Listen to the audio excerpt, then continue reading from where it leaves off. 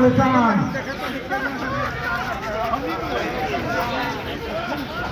अब तक मांगे, जब तक मांगे पूरी नहीं तब तक लड़ाई खत्म नहीं। एआईसीटीए जिंदाबाद, एआईसीटीए जिंदाबाद, एआईसी जिंदाबाद, एआईसी जिंदाबाद, एआईसीटीए जिंदाबाद। पेंशन वृद्धि हो हमारी, यहाँ देश करो जाने।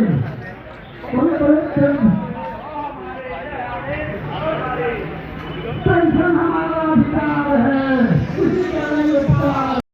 माता और बहनों, पत्रकारों और साथियों,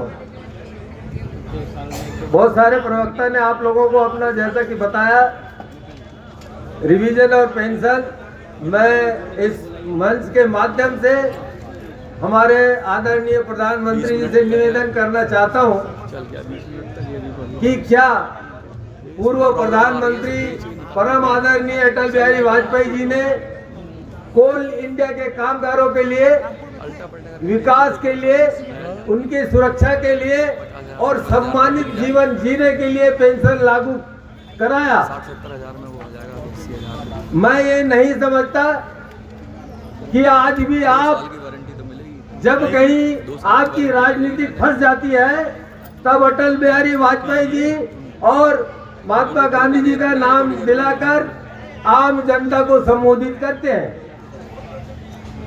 आप जानते हैं, हमें विश्वास है, हम 2019 से लगातार जंतर मंतर पर ही नहीं, आपके संसदीय क्षेत्र बनारस, आपके हैदराबाद, धनबाद, कोल इंडिया के सीएमडी कलकत्ता, हर जगह में किसी भी प्रकार से शांतिपूर्ण हम लोग अपना धरना प्रदर्शन देकर आपका ध्यान आकर्षित करवाना चाहते हैं। साथ ही अभी पूर्व वक्ता ने, जैसे हमारे राठौर सर ने बताया कि हमारे आदरणीय कोयला मंत्री महोदय जी का झुकाव कुछ है, मुझे उन्हें भी बहुत बहुत बधाई देता हूँ। साथ ही मैं एक और गुजारिश करना चाहता हूँ, भारतीय जनता पार्टी में ही नहीं, पूरे देश में ही नहीं, पूरे विश्व में कि आज विकास की बात करने वाला कोई है तो परम आदरणीय प्रधानमंत्री मोदी जी का नाम लिया जाता है। लेकिन बड़े दुख के साथ हमें ये कहना पड़ रहा है कि जहां विकास और सुरक्षा सम्मान की बात आप करते हैं, वहीं पर कोल कर्मचारियों ने कड़ी मेहनत से, खून पसीना से, धरती माता के पेट के अंदर से हजारों फीट गहराई से कोयला निकालकर देश की कोल कंपनी को महारत्न में लाने का काम किया। और आज वही कर्मचारियों को आज भूखे और बीमारी की दवाइयों से मरने की कगार पर आपने छोड़ दिया है। पुनः इस मंच के माध्यम से मैं आपसे निवेदन करना चाहता हूं, सरकार कोयला मजदूर, किसी पूर्ववक्ता ने और उदाहरण दिए थे, मैं छोटा सा उदाहरण देना चाहता हूं। पूर्व काल की रामायण में लिखा है, हनुमान जी जब लंका गए थे, उनने रावण को बहुत बार समझाने की कोशिश की, लेकिन नहीं माने और हनुमान जी ने वो हाल कर दिया था। और उसके बाद में बहुत संख्यक में वानरों ने आकर के लंका को ढाया। मैं पुनः भारत सरकार से गुजारिश करना चाहता हूं कि हम बुजुर्गों का अब और मान सम्मान घटाने का प्रयत्न मत करिए।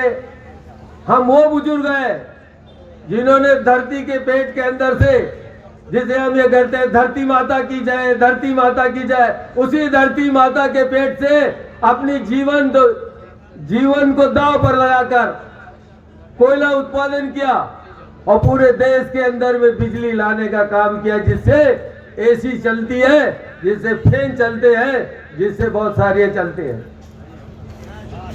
महोदय, मैं आपको और याद दिलाना चाहता हूं, जो हम लोग प्राकृतिक के विरुद्ध लड़ने वाले सिपाही हैं, हमारे सब्र का बांध कृपया न तोड़े, क्योंकि 6 लाख पेंशनधारी है। आप ही के आंकड़े के अनुसार कई मजदूर आज भी, आप एक तरफ कहते हैं कि 1000 रुपए लागू कर दिया, आज भी मध्य प्रदेश के बैतूल जिले से मेरे पास ऐसी लिस्ट है जो 142 आदमी जिनको 1000 से कम पेंशन मिलती है। इस धरना स्थल पर भी अभी वर्तमान में हमारे आदमी आए हुए हैं जिनको 900 रुपए मिलती है। मैं भारत सरकार का ध्यान उस ओर भी आकर्षित कराना चाहता हूं कि सर, हम लोग शांतिपूर्ण तरीके से हम लोग धरना प्रदर्शन कर रहे हैं। हम जानते हैं जिंदगी से लड़ना, जिंदगी और मौत से लड़ना, क्योंकि खदान के अंदर जब जाते हैं तो हमारे लोग और परिवार में ये कहा जाता है कि जब आदमी अंदर जाता है तो अपनी पत्नी को बोल के जाता है कि जब मैं वापस आ जाऊंगा तब अपना कुमकुम लगाना। हमारी धैर्य की परीक्षा मत लीजिए, अन्यथा आने वाले समय में 6 लाख मजदूर अगर दिल्ली पहुंच गया तो दिल्ली में पैर रखने के लिए जगह नहीं मिलेगी।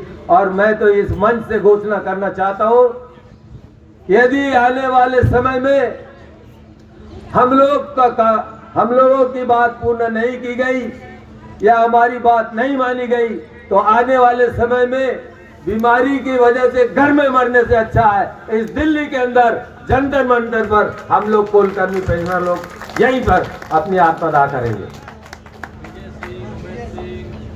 सर, बहुत से वक्ताओं ने अपनी बात रखी है। विगत 3 दशकों से हमको बहुत आशा थी और आशा है, क्योंकि पूर्व प्रधानमंत्री आदरणीय अटल बिहारी वाजपेयी जी ने कोल कर्मी की समस्या को सुना, समझा, देखा, तब इस पेंशन को लागू की गई। हमारी बस छोटी सी मांग है, लेकिन बीच में कुछ नारद लोगों ने, आपको याद होगा 1972-73 पर जो विडो पेंशन मिलती थी, विधवा पेंशन मिलती थी 1.06 के आधार पे, उसी आधार को उठाकर 1995 में और 29, 30, 31 मार्च सन 2000 में ये CMPF 1998 का बायलाज आपने बनवाया। उसमें भी क्लियर लिखा हुआ है कि हर 3 साल में, प्रत्येक 3 वर्ष में उसका रिवीजन किया जाएगा। लेकिन उन भाषाओं को, पहले पूर्व वक्ताओं ने बताया, उन भाषाओं को तोड़ मड़ोड़ कर बड़े बड़े नारद मुनियों ने इन मजदूर की मेहनत कश मजदूर का पैसा, जिसको संभालने की, चौकीदारी करने की जवाबदारी मिली थी, मैं कहना नहीं चाहता उन्हीं ने क्या किया है। आप अच्छी तरह जानते हैं कि DFL कंपनी में क्या हुआ और कैसे हुआ। Commissioner of India